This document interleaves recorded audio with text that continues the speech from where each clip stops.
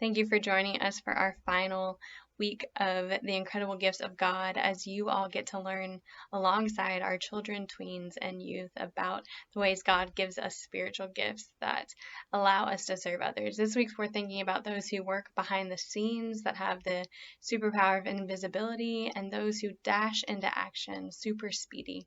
Both of those people are called to serve and to give to others, so I invite you to learn a little bit more about that. At the end of the video, you will be challenged again to do some work of your own, exploring the ways that you might be called into mission or to help others during this time.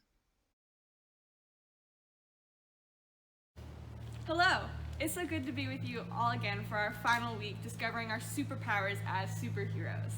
I'm Andrea and this is Melissa, and we're super excited to be your leaders for this final video. We hope this past week that you found time to pray for yourself and for others, and that you began to see the world through God's eyes. When we look through God's eyes, we're often able to be more compassionate and kind to those around us. That's right. And this week, we're going to learn more about being compassionate and kind to those around us, thinking about the superpowers of the oldest two siblings in the Incredibles movie. Violet, whose superpower is invisibility, and Dash, who is super speedy. I wonder how we see these gifts in people at our church. Both of their superpowers remind me of all the people who are helpers at the church. Sometimes people help behind the scenes, and the work goes unnoticed, like Violet being invisible. She can help people even when they can't see her, and when they don't know she's helping. We might call this integrity. Do you know what integrity means? It means doing the right thing. We know that we are called to do what is right because God has shown us what is good, but also doing the right things for others. I think I've heard it said, integrity is doing the right thing even when no one is watching. And you know what? That reminds me of the scripture story about the Good Samaritan. Do you know that one? Yes, I do. It's a story in the Gospel of Luke. I'll share it with you all. Jesus was talking to a man who had lots of questions, and one of his questions was, "Who is my neighbor?" So Jesus said, a man was going down from Jerusalem to Jericho when he was attacked by robbers. They stripped him of his clothes, beat him, and went away, leaving them half dead. A priest happened to be going down the same road, and when he saw the man, he passed by on the other side. So too, a Levite, when he came to the place and saw him, passed by on the other side. But a Samaritan, as he traveled, came where the man was, and when he saw him, he took pity on him.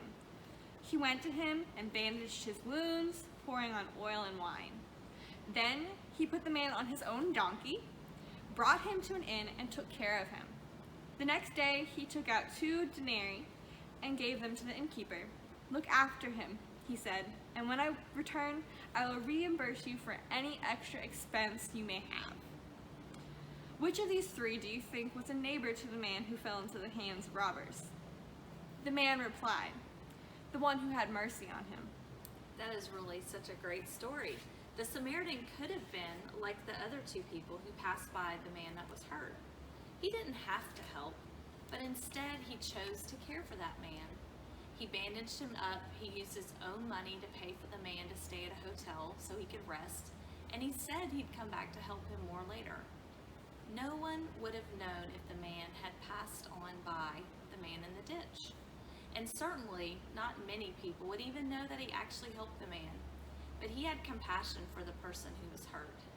He cared for the man because it was the right thing to do, not because he would be rewarded.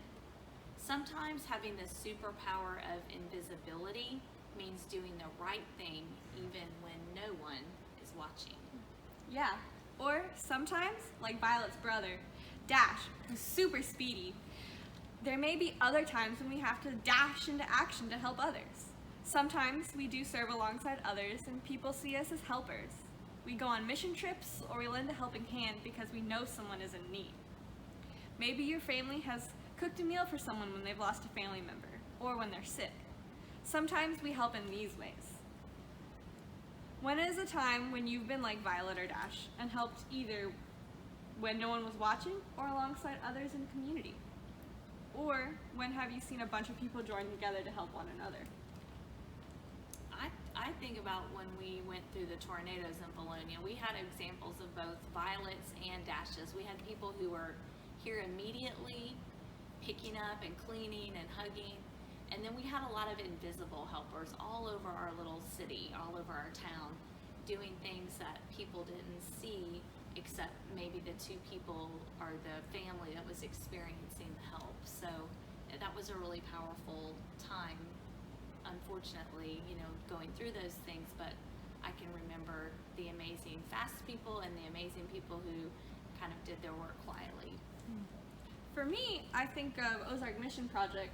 I've been a camper in a bunch of different ways. Like, I've been a student camper, so I've been able to go out to the neighbors' job sites and help. And when I did that, you could see people being dashes and people being violets. People that are really good at construction taking over, helping people get used to the construction tools. And then you could also see the violets of the group, just making sure everyone had water. And then just the camp as a whole has members who are dashes, who go out and, they're the younger campers who go out and do everything. And the violets, like the director, like Clint, and then I worked as a worship leader. So some people that wouldn't make it out to all of the job sites. So there's both people there. Exactly. Whenever we help people, we're doing God's work, and we can help people by using our gifts. Some people are good at listening, others for cooking for others when they need a meal. Others are good at organizing an event to raise money or for canned goods for those in need. And do you know what the good news is? It doesn't matter how old or young we are. We can always help. That's right. When Paul, who writes a lot of books of the Bible, is teaching his friend Timothy is nervous about being a disciple of Jesus. He was afraid he wouldn't do things perfectly all the time. But Paul says in 1 Timothy 4:12, "Don't let anyone look down on you because you are young, but set an example for the believers in speech, in conduct, in love, in faith, and in purity." No matter what, we're never too young to do the right thing. Sometimes we do the right thing when no one is watching. Other times we jump into action to help out because we can offer our gifts to others. And God is pleased with us whenever we see ways we can love others. Just like the Good Samaritan, we remember we are called to help our neighbors when they're hurt, when they're in need, and when they need someone to listen to them. This week, everyone will be invited to use their imagination and create a superhero story where they save the day, like Violet and Dash. You have your own comic book pages, and you can write your own story about how you as a superhero would help someone in trouble or in need. We hope you'll share the stories you create with us at your Zoom meetings, or even send a video of you reading or telling your comic book story. We hope you've had a great 3 weeks of discovering the gifts God has given you. We hope you remember we've all been given different gifts, and through these gifts we get to work together to make God's love shine in the world. As school begins in just a few days, we hope you'll remember you have gifts that you can share with others, with your friends, family, teachers, and classmates. And the world needs superheroes like you to love God and to love your neighbors. What a joy it has been to learn about our spiritual gifts and the gifts God calls us to share, including those of mission and service. We give thanks for the ways people jump into action and others work behind the scenes to care for others. I invite you to reflect on the ways that you've seen that happen in your own life, whether you've been the helper or someone has helped you. Just like all of our students, you're invited to draw up a comic book story of someone helping you or you helping someone else. I also want to encourage you to do a little bit of research in Scripture about ways that you have seen some of the biblical characters jump into action to help others as well. A couple of my favorite stories are the story of Joseph in Genesis and the story of Esther, which the book of Esther is written about. Those are two great characters who leap into action to help others. Esther saves her people when they are being persecuted, and Joseph helps a whole nation and then ends up helping his family during a famine when he is able to interpret Pharaoh's dreams and offer guidance in the midst of a famine that's coming to the people. So do some exploration and think about the ways that people in Scripture have been called into service as well. Thanks. Have a great day.